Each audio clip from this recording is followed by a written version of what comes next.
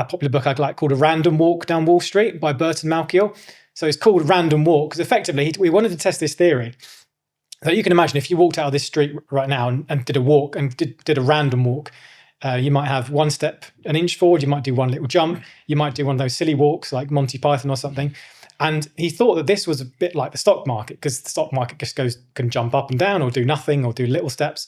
And the book really tests the theory that people know what they're doing, so they're trying to predict the walk. So you can imagine you're walking down the street and you've got all these stock market people on the other side saying, I think he's going to do a small step next. The other person says, no, I think he's going to do a big step or a jump. And then, of course, they're all saying, well, he did 3 jumps in a row, which means he's going to do another jump next. Anyway, all these kind of things. But it comes down to the fact that basically no one can predict the market at all. And I think that remains foundational today. But it still worries me the amount of people who, through whatever method, they still convince themselves that they can. Yeah. And they're confident with it. And they're confident. I they're almost trying to tell you that. you're wrong. Yeah. And they're like, no, trust me, I know I'm... See, I'm in two minds because I used to like really be against that. I'm now almost like, if you're that confident, you are part of that market. So it's like, put your money where your mouth is. You might be right. I think there's a very small percentage you can. And I think I think the idea that lots of people can beat the market is wrong. That's a difficult I think part. you're basically an elite athlete. If you're the kind of person, and because people go, what about Warren Buffett? What about this? What about, and they'll hold up these examples, but it's like, what about Usain Bolt? What about, like Michael Jordan, Messi? You're picking like the freaks of the sport and saying that anyone could play at that level, basically. Exactly. But I was going to say at the same time, it does depend on how much time you put into it. Because like, if you're like fully absorbed and like immersed in an industry and like in a company you're learning about a certain stock, you will know more than like 90% of people. So I think that's a really interesting point. I was going to bring this up because one of the arguments you see on YouTube, in all social media and anywhere, is to be a good stock picker, you need to just do the research. This thing called do the research. So, and I guess if I ask both of you, well, what does do the research mean? Watching a Toby video and then going on Twitter and looking for some arguments. It could, it's like that. This is what people think research is, right? Or like you said, it could actually be, you might work at a company. So I worked at a company and I was able to buy their own stock. So I thought, I work here, so I understand more what's going on. But no matter how much you know about what's going on now and the past, again, you can't research the future.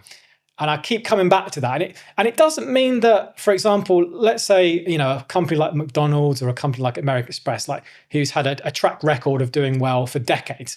It doesn't mean they're going to go bust next year. But it also means if they're predictable, then that, I would argue at least, that price of the stock has already been baked in. So what's different? What gives you the edge that you think, I'm going to buy Apple today, the biggest company in the world, the one covered by the most analysts. People have got teams looking at this one company. What makes you think you're so special? And so in a way, I've almost, at least I think it's useful to just have a lot of humility. And also saying this, I'm a hypocrite because I've got my own stocks too. So and that's what I've learned really, when you look about your own psychology, is as much as you think, okay, well, I should just be really boring and buy the S&P 500 or buy index funds. But if I look at my own psychology, I'm like, I'm just a human like everyone else. So I'm also a hypocrite because I've got my own stocks. And I think I'm going to beat the market, but I think why not? I'll roll the dice as well with you. I definitely think I'm going to beat the market. I beat the market like 2 weeks ago. 2 weeks ago, I beat the market yesterday. I'll give you tomorrow. I'll give you an example, So obviously I worked in crypto for I worked in crypto. Crypto is controversial, but I worked in it for like 4 years. So Trump obviously released Trump coin. And I'm like, knowing crypto, knowing the market, I'm like, this is so high risk. But he's just released it. It's a weekend. It's only just come out. I'm like, this is going to go sky high. And then it's probably going to crash and loads of people are going to lose money. Yeah, exactly. So I bought it, held it for 12 hours, made 700. How much did I make? 700. He's asking me because he had to come to Daddy to get him to sell it. I was like, Damo, I've made 760% on Trump coin. He's like, sell it. I'm like, but what if it goes high? He's like, Tamain, sell it. And I was like, I was like, took me 2 hours or something to sell it. I'm like, I finally pulled the trigger.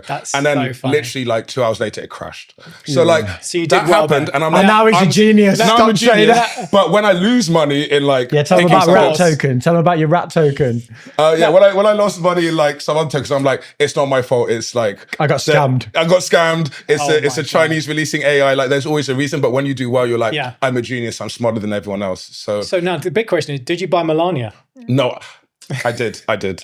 And I sold it very, I lost like, how did that go? I lost like 12%. Well, that 10%, pumped for a little bit. It didn't reach anywhere near the market cap, I believe, but it still pumped up to a ridiculous market cap. Yeah. And then it flopped. I sold quickly. Like I lost like 10, we are in crazy times. Yeah. And things like that make you, I can see why people now argue again, like we're in that 2021 bubble again, because there's meme coins of the president. I mean, not just made by someone else, sponsored by him. And I don't buy meme coins, but I was like, this is the president of the United States. People are going to buy this. It's a terrible investment, but people will buy it. So let me just make some. So yeah, there are times like COVID when Damo was going to buy a house and he's like, the market's crashed, all these airlines have crashed. I'm like, we're going to start flying eventually. So I bought some airlines. Damo bought loads of stocks. So there are times when you're like, you can look at the market, you can make a smart decision based on what you know and your research and the past performance of the market and things like that. What research are you doing into airlines today? Yeah, none. Your research was like, I got on a plane once, I'm going to do that again. Get on lots of buy planes. some EasyJet. Yeah, I like to travel.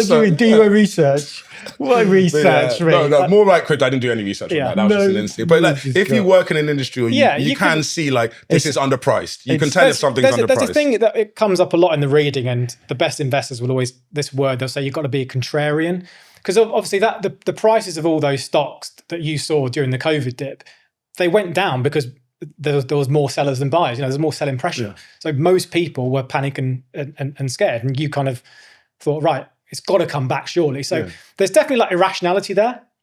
And we can touch on another topic. Like the markets are efficient to a certain degree, where all the knowledge that we know now about what we think is going to happen is already baked in. But I think you've got to tie that with the fact that the market is everyone. It's short-term people, it's long-term people, it's everyone panicking and some people trying to make a fast money, some people trying to make short money. So all of these things are happening at the same time. So I think there's definitely opportunity. The question always is, going back to Damien's point about Messi and the top people in their sports, could you identify, for example, Michael Jordan, if you went to a high school in America today, could you identify the Michael Jordan of tomorrow by watching an NBA match? And could you do that repeatedly and consistently? No, because people are paid millions to do that and they can't do that. Yeah. Because and then another thing, to flip that story on its head, I was thinking this on the train down. Just because you tell people that most people won't beat the market, if you go up and down the country and see soccer field, football fields of kids playing, and you told them, look, most of you, in fact, almost all of you are never going to play for Man United, but you tell them, they'll just go, don't care, I'm still going to try. Yeah. And it comes back a bit to human nature there, that we're always going to try and think we're better. Yeah. And I almost like that in a way. That's just being human. So yeah, it's a good analogy. And I think even if you continue that out, you could identify Michael Jordan. You could know everything about the sport, and then he breaks his leg one day, or he becomes a drug addict, or do you know what I mean? And he crashes and burns. Yeah. And this is the unknown. An unknown. Yeah. That was a clip from our chat with Toby Newbatt, personal finance YouTuber. To watch the full episode, click right here.